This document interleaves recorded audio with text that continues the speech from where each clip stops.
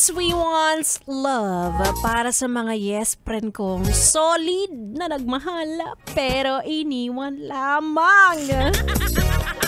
Ang sakit-sakit mo na, ha? Sobrang OA.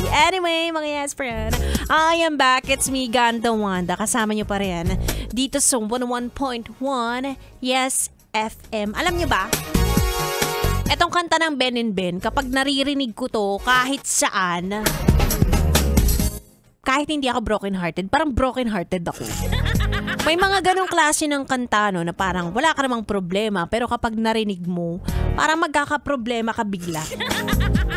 At saka maganda ang meaning ng kanta na minsan talaga sa buhay natin, may mga dadaan lang, no? May mga ipaparamdam lang sa'yo ang pagmamahal, pero hindi sila meant to stay. Meant to stay! Hindi sila dapat manatili, ganon. Masakit talaga, be! Ang sakit, napaka-solid ng sakit. Diba? Pero wala eh, ganon talaga ang buhay eh. Parang kahit iniisip mo na sana siya na ang ibigay sa akin dahil siya ang nagpakilig. Pinaramdam niya sa akin ng tunay na pagmamahal at nagpatikim siya. Ang masarap na luto niya, hindi ko makakalimutan sa sobrang sarap. Pero hindi talaga dapat siya para sa'yo. Ganyan.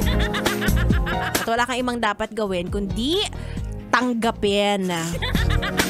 Diba kasi hindi talaga matanggap, no? Yan siguro yung mga tao na hindi nila matanggap na hindi para sa kanila yung isang tao. So ang gagawin nila ay hindi na sila magmamahal muli. Oh, pakatindi. Yan yata hindi natawag nilang totga. Ay nako, kaya naman saludo ako sa mga yes friend ko dyan na madaling maka-move on, go lang ng go. Ay, ayaw mo na sa akin, ang sakit naman. Okay, next. Ganun lang, para dire-diretso ang buhay, di ba? Alam mo yan eh, nakakaloka ka eh. Oh, anyway, eto naman, feeling ko hindi ko kaya kapag iniwan niya ako sa ere.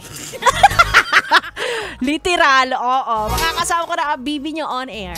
Bibi ko naman off air. B-boy! Bibo! Abangan yan sa aking pagbabalik. At nakatutok ka dito lang sa 101.1 Yes! FM Solid!